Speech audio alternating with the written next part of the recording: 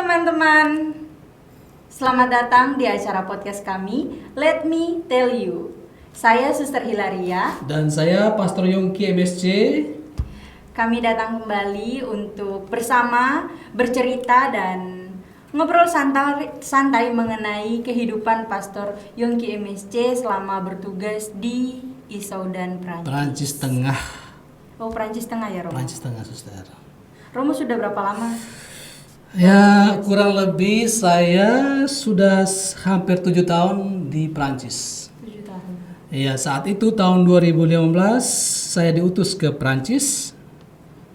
Dan sampai saat ini saya masih bermisi di Prancis. Ya. Romo masih bisa bahasa Indonesia dengan baik? Masih lancar. Bahasa daerah pun masih lancar. Saya dari Flores, Suster, dari ND, daerah ND. Dan saya bersyukur masih bisa bahasa daerah juga.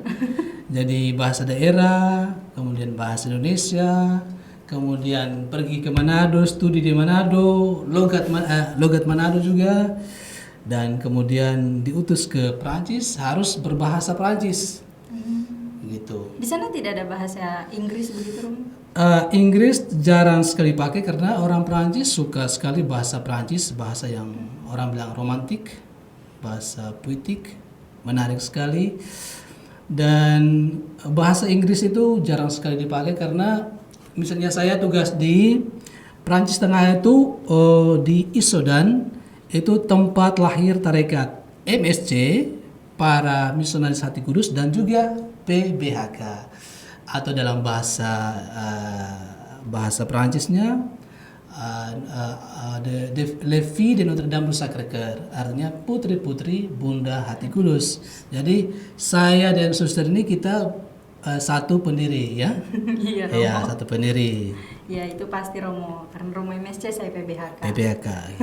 Nah, Romo tadi kan Romo sempat bilang tuh, Romo masih fasih berbahasa daerah. Nah, kami mau dengar Romo sedikit cerita, sedikit kisah tentang riwayat panggilannya Romo. Mungkin singkat tetapi berkesan untuk kami dan umat atau teman-teman yang menonton konten ini. Apa sih kerinduan Romo untuk menjadi seorang imam MSC? Ya, saya itu lahir di Flores, seperti pada umumnya orang Indonesia kenal, orang Flores itu ada di mana-mana, orang Katolik. Ada satu lelucon, bahkan Pater Jenderal MSC yang saat ini dia sudah kenal itu guyonan itu. Dia bilang orang Flores itu ada di mana-mana, kecuali di surga. Itu hanya guyonan. Ternyata mungkin paling banyak orang Flores di surga. Ya, karena semua orang kan menuju surga, Romo. Iya, tujuan hidup kita adalah surga. Nah, kembali lagi ke awal tadi mengenai awal panggilan saya. Saya lahir di daerah Katolik di Flores tadi. Dan pada umumnya orang Flores itu pada umumnya Katolik, hampir lebih dari 90% Katolik. Dan saya terbiasa dengan yang namanya Katolik. Saya lahir di sebuah kampung semuanya orang Katolik. Kemudian kami terbiasa ke gereja setiap hari Minggu dan juga pada hari-hari raya, dan sangat-sangat dekat dengan Katolik, yang namanya Katolik. Hidup devosi umat juga begitu kuat pada bulan Maria dan juga bulan Rosario. Ada kehidupan yang saya boleh bilang sangat aktif di Flores itu. Kalau kita lihat di YouTube, kita saat ini sedang buat YouTube ya. Iya. Kalau kita melihat lagi YouTube lain, misalnya di Flores itu orang bernyanyi baik sekali di mana-mana. Ada kor dari kelompok-kelompok ini. Begitu hidup, gereja hidup. Nah, gereja-gereja hidup yang itu yang membangkitkan semangat saya untuk menjadi salah satu bagian untuk menyebarkan iman itu. Saya masuk seminari menengah di Flores Tengah, di Seminari Santo Yohanes Bergmas. Setelah saya tamat SMP, saya SMP di kampung, masuk ke SMA seminari, tapi harus kelas persiapan dulu. Jadi 4 tahun saya di seminari menengah. 4 tahun, suster. Jadi tahun 2004 Pastor Wahyudi MSC, mungkin kenal suster ya. Dia mantan provinsial MSC Indonesia dan juga mantan asisten jenderal MSC. Dia pernah kerja di Roma. Saat ini dia di di Brasil, di Curitiba. Nah saat itu ketika dia menjabat sebagai provinsial, dia datang ke Seminari Mataloko tahun 2004. Dia memperkenalkan mengenai MSC. Nah saat itu saya kenal MSC pada tahun 2004. Dan saya ketika dia menseringkan tentang MSC, dia mempromosikan MSC, saya merasa mungkin ini cocok bagi saya panggilan hidup saya. Karena waktu itu Pater Bang Yudi bilang kami MSC tidak butuh orang yang terlalu banyak pengetahuan luas, intelektual yang tinggi-tinggi tapi nol di lapangan, tapi kami butuh orang yang walaupun sederhana tapi mampu berkarya di medan-medan sulit seperti di Kalimantan. Saya langsung waktu saya mau di Kalimantan. Saya pikir ketika jadi MSC nanti saya harus tugas di Kalimantan atau Papua atau di mana. Karena saya pikiran saya itu di Indonesia ya. Tempat sulit ya. Dan spiritualitas persaudaraan dalam MSC. Dan itu saya alami sendiri ketika saya masuk tahun 2005. Saya memberanikan diri untuk pertama menulis surat lamaran dan ternyata diterima. Saya waktu itu pergi ke Manado sendiri dengan baru tamat seminari ini, Suster. Itu kita dunia saat itu belum ada internet. Tahun 2005 itu masih kuno. HP itu mungkin HP yang Nokia yang lempar anjing mati itu. Iya. Jadi kita pun enggak punya HP. Kita kontak orang Manado itu lewat telepon wartel ya. Wartel. Oh iya, dulu ada yang masukin koin itu. Masukkan koin atau juga di warung-warung telekomunikasi gitu. Jadi kita telepon ke Manado untuk komunikasi apakah kita diterima atau tidak, persyaratan apa. Ternyata kita diterima dan saya pergilah ke Manado dengan satu teman, satu seminar ini. Kami naik kapal dari Labuan Bajo ke Makassar. Untuk pertama kalinya naik kapal. Berapa lama Romo? Satu malam. Hanya satu malam? Satu malam kan dekat Labuan Bajo, Makassar. Kemudian dari Makassar ke Manado, saya naik pesawat untuk pertama kalinya. Tahun 2005 itu. Jadi sudah di Makassar baru naik pesawat. Pesawat lebih dekat ya gitu. Waktu itu langsung naik pesawat Garuda. Kami ini tidak tahu Suster, ini ada cerita lucu nih. Kita sebagai orang muda nih yang tidak pernah naik pesawat ini, kita lihat itu kan pesawat ini Garuda kan harus ada makanan ini. Kita lihat orang makan bagaimana ini, Suster. Kita mulai ikut mereka. Ini anak muda nih yang masih kuno ini. Naik pesawat pertama. Dan tiba di Manado dengan selamat. Dan mulai pembinaan. Menarik ya, Pastor. Menarik sekali, Suster. Dari kekunoan masuk ke sebuah pembinaan. Jadi memang dari kehidupan Romo yang di Flores dengan mayoritasnya, Romo kemudian tertarik untuk menjadi bagian dari para pelayan gereja ya, menjadi Romo. Iya. Dan di Flores kita ketemu dengan sesama suku bangsa. Flores nih. Kita masuk ke Manado dengan berbagai suku bangsa. MSC itu seperti Indonesia Mini. Karena dari semua suku bangsa itu ada di MSC. Manado di MSC itu. Oh ya. Jadi kita bisa logat Ambon, logat Manado, atau kadang-kadang kita gabung antara logat Manado dan Ambon. Ya, misalnya begini. Orang Ambon kan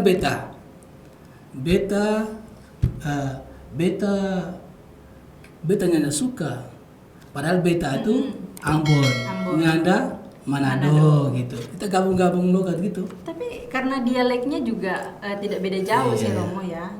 Dialeknya antara Ambon, Manado, Papua juga sama sebenarnya. Dan bahasa persatuan kami MSC itu logat Manado. Kalau kita ketemu dimanapun MSC orang Flores kah, Jawa kah, yang bertemu di Jakarta ini, kita dengan sendirinya keluar logat Manado. Mungkin gitu. Karena pembinaan yang cukup panjang di Manado ya. Kan?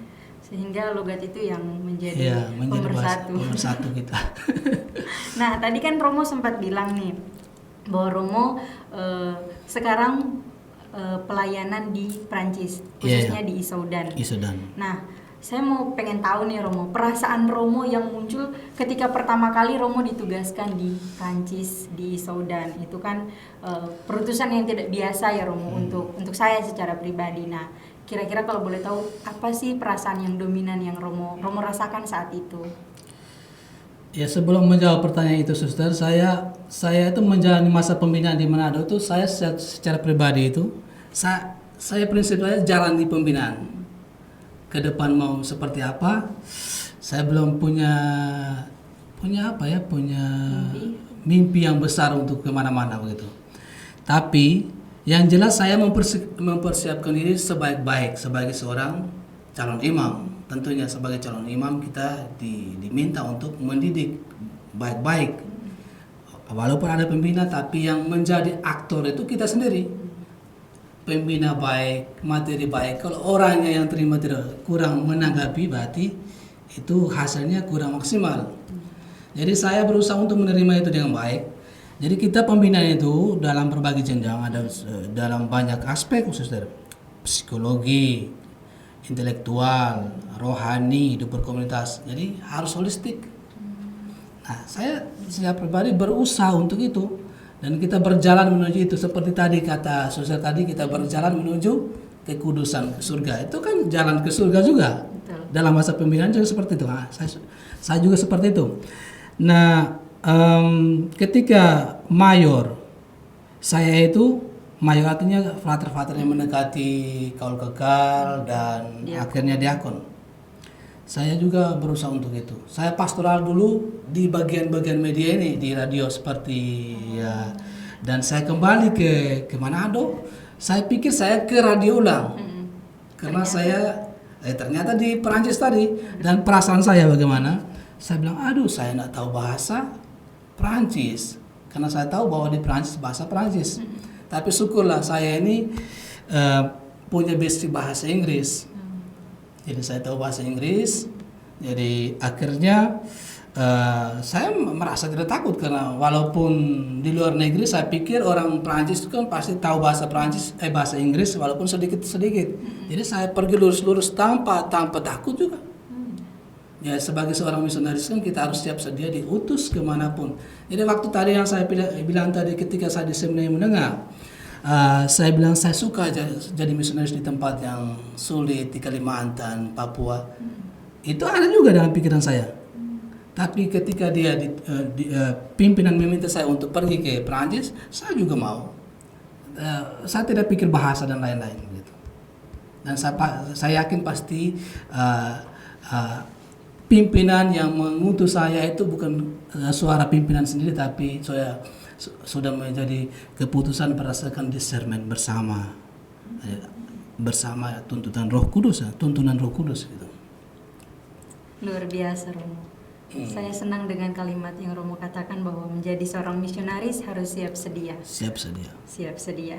Nah Romo, ketika Romo di Prancis pertama kali, ada tidak hal-hal unik yang mungkin menurut Romo sedikit lucu, karena adaptasi antara Indonesia dan Prancis pasti tentunya berbeda begitu. Ada nggak pengalaman-pengalaman lucu yang mungkin itu menjadi sesuatu yang menguatkan Romo untuk menjalani pelayanan di sana? Ini pengalaman lucu nih ya. Kemarin saya kan baru saya tiba dari mana, dari Prancis lewat Doha, dan kita lihat di bandara Doha itu toilet itu di Doha itu selalu ada untuk keran airnya itu. Apa itu? Untuk kasih bagaimana ya? Untuk air tuh loh, bersihkan itu. Untuk bersihkan segala macam. Iya, flusnya ya. Tapi di Prancis kan nggak ada pakai tisu loh. Oh ya? Nggak ada. Di sana terus Pakai tisu kan? untuk Toiletnya pakai tisu, nggak ada pakai air. Oh. Gitu. Jadi saya bingung mana ya airnya. Ternyata pakai tisu. Harus pakai tisu ya, terima kenyataan pakai tisu. Nah, gitu. Pengalaman lucu itu awal-awalnya. Terima kenyataan itu. Terima kenyataan, mengikuti ya, berusaha untuk beradaptasi ya, mau tidak mau. Aduh, itu pengalaman yang luar biasa sangat Romo, karena saya juga pernah mengalami hal seperti itu ketika masuk toilet yang bisa dibilang cukup mewah ya Romo, karena kita perlu tahu hal-hal seperti itu supaya tidak terlalu ini. Nah, Romo sekarang kan bertugas di Prancis. Romo ceritakan dong situasi di sana seperti apa, karena saya sendiri dan mungkin teman-teman yang menonton juga belum punya gambaran tentang Basilika Bunda Hati Kudus, apalagi itu tempat peziarahan. Mungkin di luar MSC dan PBHK kan ada umat dan teman-teman yang lain juga yang ingin tahu begitu, Romo. Ya, sebelum masuk ke tempat sejarah itu kita lihat itu aspek historis sedikit saja. Ya, tempat sejarah itu lahir dari semangat pendiri MSC dan PBHK, Pater Jules Chevalier. Nah, tahun 1854 di Prancis itu ada yang Pater Chevalier sebut sebagai penyakit zaman. Ada isme-isme yang banyak, indiferentisme, klerikalisme dan lain-lain. Pokoknya yang menjauhi gereja dan Allah. Nah, bagaimana Pater Chevalier lalu berusaha untuk merefleksikan bagaimana menyembuhkan penyakit itu. Ditemukan bahwa untuk menyembuhkan itu lewat devosi kepada Hati Kudus Yesus. Lalu itu mimpinya itu dia mulai sejak masa pendidikan di seminari tinggi. Dia itu seorang calon imam Keuskupan Agung Bourges di Prancis Tengah. Nah, ketika dia ditugaskan di Issoudun, Prancis Tengah juga, sebagai pastor rekan, dia mulai berpikir mimpi masa lalunya ketika dia masih menjadi seminaris di seminari tinggi Bourges. Dan syukurlah saat itu di tempat itu sudah ada teman seminarinya, Mozenet. Jadi tahun 1854 bulan Oktober Pater Chevalier tiba di Issoudun. Di situ sudah ada Mozenet yang juga pastor rekan. Dia langsung bilang ke Mozenet, kalau begitu kita buat novena Maria. Untuk mimpi mendirikan sebuah itu tarekat untuk menyembuhkan penyakit sama tadi. Akhirnya ada jawaban. Pada hari terakhir novena ada orang yang menyerahkan donasi, dan itu bagi Pater Chevalier itu adalah tanda surgawi.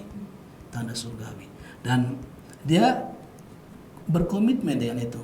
Dia pergi ke uskup, dan uskup walaupun awal-awal ditolak akhirnya jadi. Orang Prancis bilang petit à petit l'oiseau construit son nid. Artinya sedikit demi sedikit itu burung itu mendirikan atau membuat sangkarnya ya. Petit à petit ya, seperti tarekat MSC itu.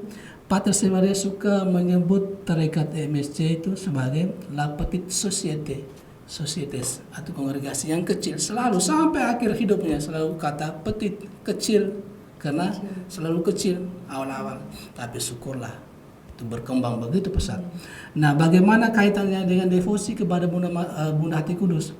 Dia tadi ketika janji seperti ada tanda surgawi tadi, dia langsung membuat sebuah janji kepada Maria.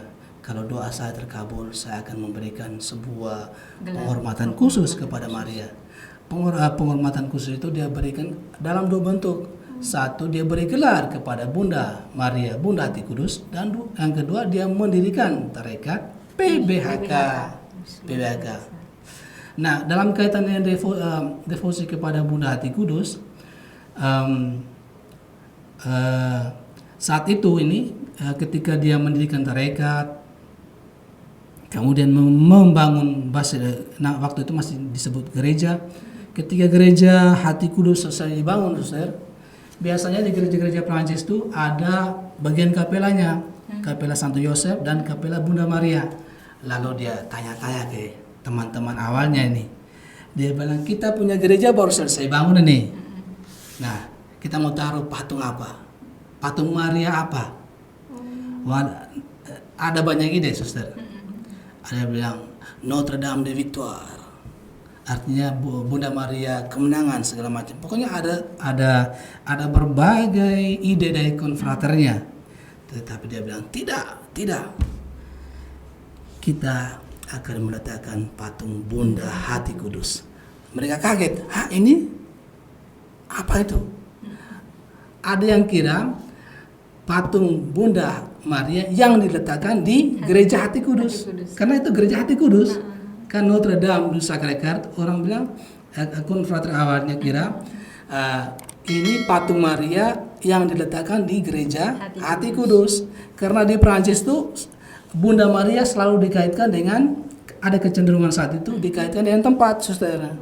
Misalnya Notre Dame de Pelvoisin, Notre Dame de Lourdes, Notre Dame de Poma, itu sorry, saya pakai bahasa Prancis. Nah, itu Ya. sudah. Tadi seperti Notre Dame de Pelvoisin, artinya Bunda Maria dari Pelvoisin, Bunda Maria dari Lourdes, Notre jadi Dame de ada Lourdes. tempatnya, Iya. D artinya of dalam bahasa Inggrisnya. Dari mana? Dari mana? Bunda Maria dari mana tadi? Nah, dalam kaitannya itu sudah lebih dari 160 tahun lalu tempat itu dikenal Bunda Maria, Bunda Hati Kudus tadi. Nah, sedikit demi sedikit mulai dikenal. Dia membuat tulisan penjelasan tentang ini Bunda Hati Kudus segala macam. Kemudian pada tahun 1869 ini, saudara, itu acara paling besar pertama. Itu secara nasional pertama. Itu pemahkotaan Bunda Hati Kudus. Tanggal 6 September tahun 1869. 6 September 1869. 69. Jadi setiap tanggal itu seharusnya itu secara nasional. Tapi saat ini kami di Prancis, saya sebagai tim di situ memutuskan untuk ganti ke Sabtu pertama dalam bulan September. Oh, iya. Bulan Bulan September. September. Iya. Untuk mengikuti tahun-tahun ini, memperhitungkan masa sekolah anak-anak. Kalau kita tetap tanggal yang tadi, berarti lebih kurang untuk peziarah. Tapi ketika hari Sabtu akhir pekan pasti banyak peziarah orang Prancis. Nah, Romo, jumlah peziarah yang dulu dengan yang sekarang apakah masih sama seperti yang dulu atau sudah mulai berkurang atau malah semakin lebih lagi? Jumlah peziarah pada masa Chevalier itu banyak sekali. Kita bisa lihat buktinya lewat ex-foto. Ex-foto itu adalah tempelan di dinding-dinding. Oh, yang di dinding-dinding itu itu ada ya? tulisan-tulisan. Itu ucapan syukur sekaligus permohonan perlindungan dari Bunda Hati Kudus. Dan itu full dari gereja Basilika yang besar itu sampai dengan Kapela Bunda Hati Kudus itu full. Sampai dengan crypt. Crypt itu adalah kubur dari Pater Chevalier dan kawan-kawan. Saya bayangkan mungkin hampir satu gedung ya, Romo, setiap dinding ada ucapan-ucapan syukur itu. Semua ini. Kita lihat itu yang menariknya, saudara. Kita lihat tempatnya dari mana kan? Keluarga ini dari mana? Itu dari segala penjuru Prancis sampai Belanda itu ada di situ. Jadi ada namanya. Ada dari nama siapa dan permohonan. tahun berapa dan Iya. dari daerah mana? Keren banget ya, Romo, jadinya. Iya. Maksudnya itu menjadi sebuah sejarah bahwa memang pada saat itu banyak sekali orang yang mengunjungi tempat itu. Banyak sekali ya. Nah, Romo di sana itu sebagai tempat ziarah, itu kan biasanya kalau ada tempat ziarah itu kan ada titik-titiknya, misalnya pesiaran pertama di sini, pesiaran kedua di sana juga ada, atau hanya satu tempat itu lokasi itu saja? Sebelum saya jawab tadi, saya masih lupa bagaimana situasi sekarang, saudara. Tadi kan masa Chevalier sampai sebelum konsili begitu, tahun 1960-an, 60 sebelum konsili lah. Itu masih banyak peziarah. Itu kalau hari secara nasional itu bisa sampai dengan 30.000 orang. 30.000 orang di taman yang besar itu. Tapi saat ini tidak seperti itu, Suster. Tinggal 2.000 ketika ada siaran nasional itu. Iya. Itu karena apa? Karena kita tahu bahwa negara Prancis adalah negara sekular. Jadi orang-orang yang biasa dulu datang ke tempat siaran itu sudah banyak yang meninggal. Dan anak-anak muda sudah tidak meneruskan kehidupan iman mereka. Dan ini bukan cuma di tempat ziarah Bunda Hati Kudus, karena di Prancis itu begitu banyak tempat ziarah, dan itu dialami oleh banyak tempat ziarah di Prancis, kecuali Lourdes. Kita orang Indonesia bilang Lourdes itu karena itu begitu internasional, dia dikenal di mana-mana, dari Italia dan pokoknya seluruh dunia. Itu Lourdes itu tetap banyak. Ya. Biasa ya Romo. Jadi pemikiran tersendiri juga ya untuk kita MSC dan PBHK, mungkin kita juga bisa berbagi ke teman-teman di luar untuk datang dan bersiaran di depan kita kan. Romo. Untuk teman-teman mengenai tempat siaran Bunda Hati Kudus yang menjadi pusat tempat lahir itu devosi tadi, itu tempat yang sangat strategis. Itu persis di tengah-tengah Prancis. Jadi Paris itu misalnya kita datang dari Indonesia dengan pesawat dari lewat Paris. Kalau kita suka mau ke Lourdes, bisa juga lewat Issoudun. Karena di tengah dia tempat stop singgah pertama. Kalau misalnya pakai bis ini. Dan itu yang sering dilakukan oleh grup dari misalnya dari Guadeloupe. Itu daerah-daerah dekat Afrika sana itu. Itu mereka datang jauh-jauh, pesawat 6 jam, mereka datang ke Paris lewat Issoudun menuju Lourdes atau sebaliknya. Mereka begitu setia dengan Notre Dame du Sacré-Cœur. Luar biasa. Dan untuk teman-teman saya yakin ya, mungkin teman-teman mungkin sudah pernah ke Prancis dan tidak tahu di mana itu Issoudun.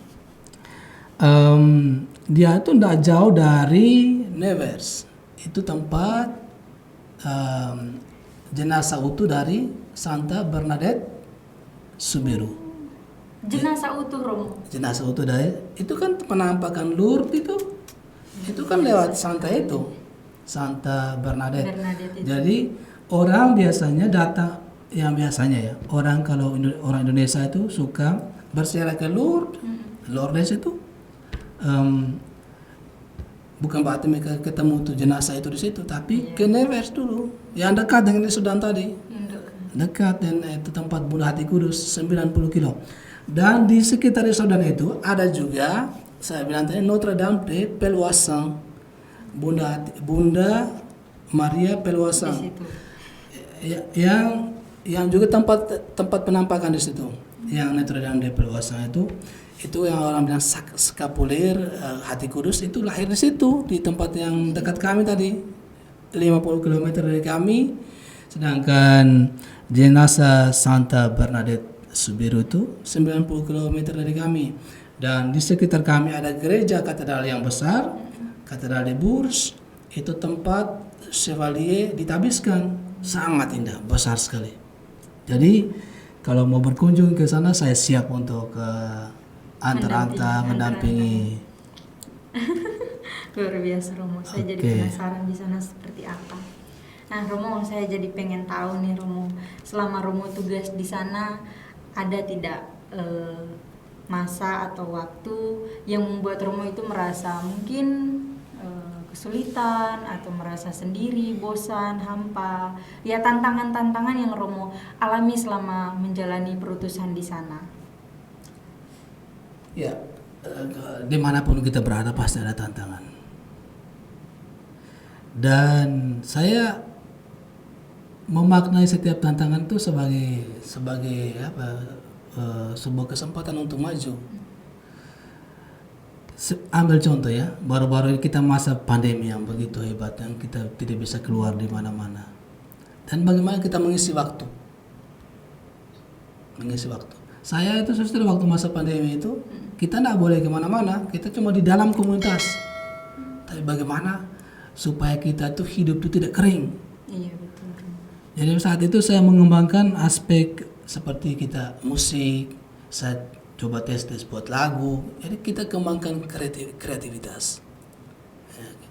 Dan itu yang membuat kita dimanapun kita diutus, itu yang membuat kita happy. Iya, betul. Jangan karena di situ di sana kan ada teman saya, ada ini, ada di situ. Ada kalau kita bermisi dengan begitu, kalau ketika orang itu tidak ada, kita bagaimana? Ada orang yang memilih tempat misi karena ada orang itu, ada orang sana yang menyenangkan hatinya. Tidak, kita diutus untuk umat di tempat itu dan kita menerima kenyataan itu. Dan ada juga saat-saat kering atau ada saat yang membuat kita tidak senang tadi.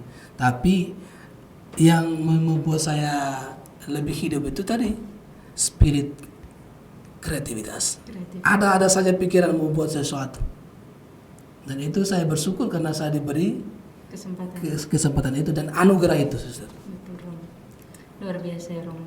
Ya, intinya adalah hidup lepas bebas ya. Lepas bebas dan siap sedia untuk menerima kenyataan hidup dimanapun kita berada. Dan ada satu kata-kata dari Pater Chevalier yang mungkin menjadi pesan bagi kita untuk kita semua tentang tantangan ini. Dia bilang begini, quand Dieu veut les œuvres, les obstacles sont pour lui les moyens. Artinya seperti ini, suster. Ketika Tuhan mengendaki karya-karya, tantangan apapun itu adalah sarana. Tantangan sebagai sarana, bukan sebagai masalah, tetapi sebagai sarana. Itu kata-kata dari pendiri MSC dan PBHK, suster. Ya, Pater Jules Chevalier. Iya. Romo, terima kasih banyak sudah berbagi banyak hal tentang Iya. Siara. Itu sangat luar biasa. Terima kasih, suster. Mungkin suster lupa saya tinggal dengan siapa di sana, suster. Oh iya ya. Ya, saya tinggal dengan komunitas internasional. Di situ ada orang India, ada orang Kamerun, ada orang Prancis, ada orang mana lagi? Swiss. Oh. Kita 7 orang dari 6 negara berbeda, suster. Nah, kita ini berbeda-beda dimanapun kita diutus, kita selalu menemukan perbedaan-perbedaan. Nah, pesan saya, walaupun kita berbeda-beda, ya, kita menerima yang berbeda itu, karena yang berbeda itu menarik. Seperti bunga itu kalau satu warna, monoton. Kurang bagus ya. Monoton. Ketika warna-warni, menarik sekali. Berarti sama dengan studio ini kan warna-warni. Warna-warni, jadi indah kan? Indah. Indah sekali studio ini kan, ada warna-warni. Jadi kita seperti unity in diversity, satu dalam keberagaman, untuk satu misi yang sama, agar hati kudus Yesus dikasih di seluruh dunia, atau dalam bahasa Prancis, être sur terre le cœur de Dieu, menjadi hati Allah di dunia. Luar biasa, Romo. Saya mau tepuk tangan tapi penonton masih. Oke, suster, terima kasih sudah mengundang di studio yang indah ini. Saya sangat kagum dengan studio yang bagus ini. Bagi siapa saya yang mungkin suka untuk berbicara berbagai pengalaman iman, bisa datang di studio yang indah ini. Akan ditemani oleh Suster Hilaria. Oke, mantap. Terima kasih semuanya sudah menonton kegiatan kami berbicara dengan Pastor Yongki MSC yang sekarang bertugas di Isodan. Dan jangan lupa untuk selalu ikuti konten-konten kami selanjutnya. Jangan lupa juga untuk like, komen, dan subscribe. Terima kasih. Mantap.